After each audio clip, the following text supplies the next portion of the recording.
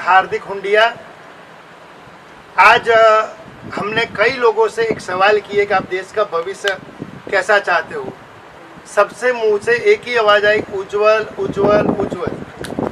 सबसे बड़ी शायद कॉन्स्टिट्यूशन के अंदर श्री उज्जवल निकम साहब जो आज लोकसभा का चुनाव लड़ रहे, वो लोग उज्जवल निकम साहब आज हमारे साथ में। उज्जवल निकम साहब, आपको स्टार रिपोर्ट की ओर से आपका हार्दिक स्वागत है। बहुत बहुत धन्यवाद। देश के यशस्वी प्रधानमंत्री श्री नरेंद्र भाई मोदी के ऊपर हम सबकी नजर है, क्योंकि 500 साल के इतिहास के अंदर ऐसा वीर पुरुष पहली बार एक जन्म लिया है और जिन्होंने एक नई क्रांति राजकीय जगत में लाई है। हमारी नजर मोदी जी के ऊपर, लेकिन मोदी जी की नजर हमारे यशस्वी ऐसे एडवोकेट भाई श्री उज्जवल निकम जी, जिनको करीबन मैं 8 साल से जानता हूं, लेकिन उन्होंने जिस तरह की लड़ाई देश के लिए लड़ी है। उज्जवल निकम साहब, आपने जो देश के लिए काम किया है, आज पहली बार ऐसा हुआ है कि हम लोगों को एक मौका मिला है कि हम आपको वोट देके वह इतना उज्जवल भविष्य के साथ जीता है कि शायद मोदी जी कह रहे हैं 400 सीट पार, हम कह रहे 400 नहीं 401 सीट पार, और 401वीं सीट आपकी होनी चाहिए और सबसे अधिक वोटों से आप जीते। यही हमारी शुभकामनाओं के साथ आज हम आपसे मुलाकात कर रहे हैं। निकम साहब, आज तो एक वकील हो, तो आपको पॉलिटिक्स के अंदर आप कैसा लग रहा है? देखो, पॉलिटिक्स में मेरा वैसा जन्म तो 15 दिन पहले ही हुआ, लेकिन हनुमान जयंती का मेरा वैसा जन्म है और मैंने सोचा भी नहीं था कि राजनीति में आना है। लेकिन अब राजनीति में ऐसी कुछ चीज हुए कि जिसके कारण मैं ये राजनीति में आ गया। 15-20 दिन का ही वक्त था, लेकिन आपका जो सवाल है कि राजनीति में आने के कारण आपको कैसे लगता है, अभी सच कहूं या झूठ कहूं? नहीं, सच, आप झूठ कह ही नहीं सकते हो। सच तो यह है कि पहले दिन तो मुझे जब अनाउंस ना हो गया दिल्ली से, तब मुझे लोग मिले, बहुत प्यार जताया, और दूसरे दिन विपक्ष ने एक झूठा हल्ला कर दिया कि आप देशद्रोही उज्जवल निकम कर करे 26/11 में जिन्होंने शहादत दी, उसके बारे में कई आड़े टेढ़े सवाल पूछने लगे। मैं थोड़ा सा नर्वस हो गया। उस दिन तो रात को मैंने खाना भी नहीं खाया। मैंने सोचा ये क्या, इतना संगीन आरोप जो 40-25 साल तक पूरे महाराष्ट्र में हर कोई मुलजिम के खिलाफ मैं लड़ता था, और इस प्रकार आरोप सुनते ही थोड़ा सा दुख हुआ। लेकिन मुझे मेरी मिसेस, लड़का, लड़की, बहू, इन्होंने समझाया कि ऐसी बातें होंगी। मोदी साहब के भी खिलाफ करते थे लोग, मोदी साहब डरे नहीं, क्योंकि वो जो आत्मविश्वास से काम करते हैं। अगर आपने कुछ गंदा किया नहीं, बुरा किया नहीं, गलत नहीं किया, तो आपको डरने की बात जरूरत नहीं। दूसरे दिन ही फिर मेरा कॉन्फिडेंस रिगेन हो गया और मैंने जोरदार बैटिंग शुरू कर दी। परिणाम ये हुआ कि कांग्रेस पार्टी ने कह दिया कि जो हमारा विपक्ष के नेता ने, महाराष्ट्र के विपक्ष नेता ने कहा है, वो उसका पर्सनल ओपिनियन है, ये उन्होंने पल्ला झाड़ लिया। लेकिन मैं आपके माध्यम से कांग्रेस पार्टी को एक सवाल करना चाहता हूं। सवाल ये है, जब दुनिया आपकी आलोचना करने लगी, तब आपने ये बताया कि हमारा ये ओपिनियन है। क्यों भाई? आपके आदमी ने, आपके विपक्ष नेता ने, जिन हमारे पुलिसकर्मी ने शहादत दी, 166 लोगों की जान चली गई, उसके बारे में तुम्हारा एक नेता इंसल्ट करता है, तौहीन करता है। आपने देश की क्षमा मांगी? क्यों नहीं क्षमा मांगी? सवाल तो यह है कि 26/11 के हमले में अजमल के साहब ने खुद इकबाली बयान दिया, चश्मदीद गवाह ने बताया कैसा हादसा हुआ, पाकिस्तान ने कभी नकारा नहीं। लेकिन तुम्हारा नेता अगर कहता है इस तरह से झूठे गोबेल्स प्रोपेगेंडा, तो कांग्रेस की जिम्मेदारी थी कि देश की क्षमा मांगे, उन जिन लोगों ने शहादत दी उनकी क्षमा मांगे, नहीं मांगी। यानी आपने जो कहा है हमारा कुछ कहना नहीं, उसका इंडिविजुअल मत है। ये फिर आप तो क्रोकोडाइल टीयर्स है, मगरमच्छ के आंसू थे आपके तो मैं बहुत इसकी निंदा करता हूँ, नाराजगी करता हूँ। सब देखो, जहाँ राम होंगे वह रावण भी पैदा तो होगा, और जब तक आप राम की भूमिका निभाओगे तो आपको ये रावण, जैसे कितने भी रावण आ जाए लेकिन आपके सामने कोई विजय नहीं हो सका, ये 100% मैं कहता हूँ। मैं हार्दिक भाई जैसे, अभी देखो 12 बजने लगे, मेरा इंटरव्यू कितने बजे चला? रात को 12 बजे। हार्दिक भाई आप जैसे प्यार करते हैं ना, इससे हमारा हौसला बुलंद, आप डायमंड जैसे हमको शाइनिंग करते हो, इसलिए तुम आगे चलते हैं। सब हम बड़े भाग्यशाली है कि आप रात को 12 बजे भी हमको मिले। हम तो सब 12 बजे नहीं, पूरी रात आपके लिए खड़ा रहने के लिए तैयार है, इसमें कोई बड़ी बात नहीं है। लेकिन मैं देश की जनता से कहना चाहता हूँ कि जिस तरह उज्जवल निकम साहब ने हम सबके लिए जो कोशिश की, देश के लिए जो लड़ाई लड़ी, आज उनको Z+ सिक्योरिटी देनी पड़ी, ZA। आज सोचो, इन्होंने न अपना परिवार देखा, सिर्फ देखा तो देश के प्रति प्यार देखा। मैं तो सभी पक्षों से विनती करता हूँ कि जिस तरह सूरत के अंदर कोई विपक्ष नहीं रहा, तो हमारे पास तो एक ऐसा अनमोल मौका है कि उज्जवल निकम साहब को सामने सब लोग इस्तीफा दे और उनको बिनहरीफ विजयी बनावे। आप सबसे हार्दिक विनंती है। पॉलिटिक्स में रहते हुए या वकालत करते हुए से आपको कुछ लगा हो कि हम ये नहीं कर पा रहे हैं, जो कि राजनीति में आके चाह रहे हैं कि हम ये कर सकते हैं, तो कोई एक ऐसा मुद्दा कि जो कि वकालत में रहते हुए नहीं कर पाए लेकिन राजनीति में आके करना चाहते हैं? देखिए, आपने सही सवाल किया। राजनीति में मैं क्यों आया, ये एक अहम सवाल है। लेकिन जैसे मैं आज तक, मेरा इतिहास ये रहा कि मैं हमेशा मुलजिमों के खिलाफ जंग करता था। लेकिन जहां तक एक बात मैंने देखी कि आम आदमी को, पैसा को, बैंक्स को चुना लगा के कई ऐसे व्हाइट कॉलर क्रिमिनल हमारे देश से बाहर चले गए, उस देशों में रहने लगे। उन देशों से हमारा एक्सट्रेडिशन ट्रीटी है, फिर भी हम जल्द से जल्द उनको वापस ले आ सकते हैं? नहीं।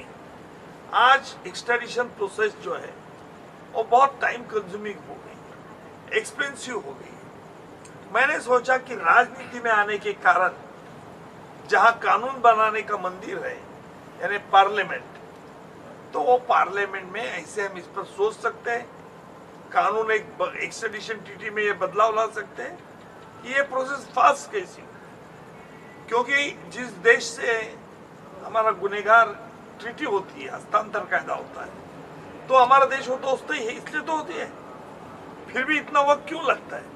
ये एक मेरे दिल में एक मकसद था। सर, कानून जगत में आपकी बुलंद आवाज हमेशा हम देखते हैं, और अब राजनीति के अंदर, दिल्ली के अंदर मुंबई की आवाज आप पहुंचाने के लिए इसके अंदर आप रण मैदान में आ गए हैं।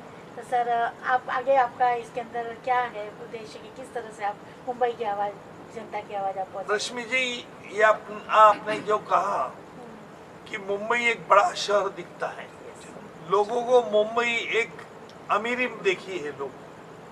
मुंबई में एक बॉलीवुड एक सेक्शन है, इंडस्ट्रीज है, एयरपोर्ट है, लेकिन वहाँ गरीबी भी बहुत है। आज जिसमें कॉन्स्टिट्यूंसी में घुमा, इतनी गरीबी की दुख पीड़ित हो जाता है। अभी एयरपोर्ट के नजदीक कितने हटमेंट एरिया है, वो बेचारे कैसे रहते हैं? क्या उनके लिए कोई नया नहीं बना सकते? तो अलग अलग योजनाएं मेरे दिमाग में है। अभी आप मुझे पार्लियामेंट में भेजिए पहले, फिर देखते हैं अपन क्या करते हैं। आप कोहिनूर ऑफ इंडिया हो और अभी आप राज रत्न बन के जा रहे हैं, ऐसी हमारी शुभेच्छाएं। उज्जवल जी, मेरा ये एक सवाल है, जैसे हर एक सभा में मोदी जी जनता जनार्दन का नाम लेते हैं, उनको सम्मान देते हैं, तो एक जनता जनार्दन की ओर से मेरा ये सवाल है कि आप आने के बाद कितना टाइम जनता जनार्दन को दे सकेंगे, नॉट पर्सनली या आपकी टीम, कि हमको कोई भी इश्यू हो तो हम इजीली आपको प्रेजेंट कर सके, ताकि आपको उसको समझने का वक्त मिले और उसका प्रॉपर रिजोल्यूशन भी हो। तो ये एक बहुत बड़ा मुद्दा है, क्योंकि हमने पास में भी बहुत बार देखा है, नेता आ तो जाते हैं, फिर हम उनके पास नहीं जा सकते। तो ये आपसे बहुत अलग ही उम्मीद है हम जनता जनार्दन की, तो इसके ऊपर कुछ प्रकाश डालिए। नहीं, देखिए, आमतौर पर ये लोग की कंप्लेंट रहती ही है कि नेता के पास पहुंच नहीं सकते हैं। लेकिन आजकल मोबाइल है, जरूरी नहीं कि पर्सनली जाना चाहिए, पर एक बार जरूरी है कि आपके प्रॉब्लम जो नेता जिस प्रकार की, समझो विधायक हो तो स्टेट का काम है, विधायक का। लेकिन सांसद हो तो सांसद के रिलेटेड इश्यूज होंगे। बराबर। अगर आप बोलेंगे कि हमारा गली का रास्ता नहीं है सांसद को, ये अगर बोलेंगे कि ये कर दो, इलेक्ट्रिक लाइट नहीं है, तो शायद वहाँ रुकावट आ सांसद सकती के लिए नहीं काम। लेकिन अगर आपको सच बता दिया, अरे ये क्या सांसद का काम है, आपको बुरा लगता है। है। तो हमारी सोच को भी बदलना चाहिए राइट। कि सांसद के पास कौन से इश्यूज निकलना चाहिए और विधायक के पास कौन से इश्यूज है। जब तक ये बात हमारी समझ में नहीं आती ना, तब तक ये मुश्किल होता है। लेकिन आपका जो दूसरा सवाल है कि आप अप्रोचेबल होगी क्या नहीं, एक्सेसिबल होगी क्या नहीं, ये अभी मैं कुछ भी कहूंगा तो आप बोलेंगे ये तो चुनावी भाषण है। नहीं, लेकिन तो हमको इसलिए- विश्वास है, इसलिए सवाल किया है। आप ऐसा, आपके दोस्त, हमारे दोस्त है हार्दिक गुंडिया से पूछ लीजिए, ऐसा होता नहीं है कभी कि मैं फोन किसी का उठाता नहीं। वो तो हमने भी कभी- देखा, आपका फोन आया तो समझ में आ ही गया। हाँ, नहीं ऐसा नहीं है, कभी कभी ऐसा हो जाता है कि कहीं बिजी हो तो कॉल चल रही साइड में, कोर्ट में हो तो नहीं उठाएगा। सर मेरा ये क्वेश्चन है कि बहुत सारे आप कानूनी जानकारी रखते हैं, बहुत सारी चीज़ें आपने किया है, लेकिन जो जनता है अगर उन तक बहुत सारी चीज़ें अब तक पहुंची नहीं, खास करके कानूनी तौर पर उनको कोई जागरूकता नहीं है, तो आपके आने के बाद क्या उन लोगों में, खास करके महिलाओं हो या बच्चे हो, उनमें कोई चीज़ों को जागरूक करने की आप कोशिश करेंगे? जरूर कोशिश करूंगा, क्योंकि आज सबसे पीड़ित महिलाएं, लड़कियां हैं। उनको पहले तो मैं ये करूंगा कि आपको मेंटली अलर्ट होना होगा। सिर्फ महिलाओं पे अत्याचार, पीड़ित हो जाना, ये अभी सहना नहीं है, क्योंकि अभी जग मॉडर्न बन रहा है और उस मॉडर्नाइजेशन में हमको भी अडॉप्ट करना है। और इसलिए हम जब तक खुद एजुकेट नहीं बनते तब तक ये प्रॉब्लम होता है। और ये एजुकेट करने के लिए हमको कुछ पथ्य पढ़ना पड़ेगा, जो हम कल्चर कहते हैं। आज जो विपक्ष वाले कह रहे हैं पॉलिटिकल एजेंडा में, distribution of surplus asset, inheritance tax, म्हणजे इसका मतलब है हमारा संस्कृति ये कहती है कि हम जो कमाते हैं हमारे बच्चों के लिए कमाते हैं। अगर आप उस पर भी टैक्स लगाओगे, इनकम टैक्स है, इनहेरिटेंस टैक्स, कितने टैक्स लगाओगे? एक बात। दूसरा, डिस्ट्रीब्यूशन ऑफ सरप्लस एलोकेशन, जो में एक आदमी है उसके पास ये प्रॉपर्टी है, वो डिस्ट्रीब्यूट कर डालो। इस प्रकार से अच्छा नहीं होता है। तो मुझे लगता है कि महिलाओं के लिए, बच्चों के लिए ये कुछ कानून में थोड़ा बदलाव लाना भी जरूरी होगा। निगम सर, बहुत सारे लोगों को अभी भी कंफ्यूजन है, क्योंकि आपस में ही राजनेता एक दूसरे के ऊपर आरोप प्रति आरोप कर रहे हैं, उसकी वजह से लोग भी कंफ्यूज है, खास करके जनता, कि हम वोट किसको करें, उन्हें भी बहुत कंफ्यूजन में रखा गया है। तो आप कुछ ऐसा लोगों को मैसेज देना चाहें ताकि लोग कुछ हद तक इन सारी चीज़ों से बाहर आए? देखिए, एक बात रखिए ख्याल में, हमें शॉर्ट साइटेड बनना है क्या लॉन्ग साइटेड बनना है? अगर हमारा देश एक केंद्र बिंदु हम रखते हैं तो हमारा देश की तरक्की, देश का इंटरनेशनल ग्लोबलाइजेशन में कौन कीमत दे रहा है और खुद हमारे देश के गरीब लोगों के लिए कौन एफर्ट्स कर रहा है, उस पार्टी को मत देना जरूरी है। जहां तक मैं कहूंगा कि आज पूरे ऑल पॉलिटिकल पार्टीज देखो, उनका कहीं कंसेंसस नहीं है, आपस में झगड़ रहे। वो अलायंस तो कर ली, सिर्फ मोदी के खिलाफ अलायंस करते, मोदी जी के खिलाफ, लेकिन मोदी जी के खिलाफ अलायंस करके क्या फायदा है? आपके पास ना फिक्स एजेंडा है, ना आपके पास आपस में झगड़ा है अपने। तो मुझे लगता है कि आज वोटर्स ने यही सोचना होगा कि आज तक किसी ने आम आदमी के लिए ज्यादा काम किया है। दूसरी बात, हमारा देश की सुरक्षितता, मोदी साहब आने के बाद पूरे विश्व में इंडिया को कोई बनाना कंट्री नहीं बोलता। इंडिया ने एक अलग रुतबा जमा दिया है और वो मोदी जी के कारण है। तो मुझे लगता है ये वोटर्स ने ख्याल में रखना चाहिए, अपने गुड कॉन्शियस को पूछना चाहिए कि मैं किससे वोट करूं। बहुत बहुत धन्यवाद निकम साहब।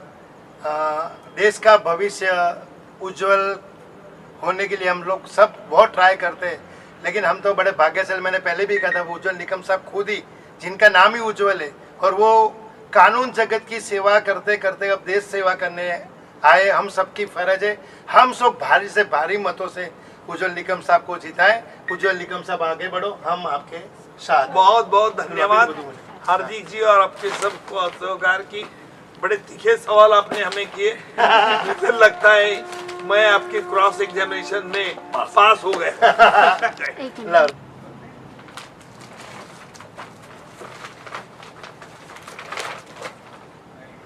हार्दिक सर यहाँ देखिए। जय श्री राम। जय श्री राम।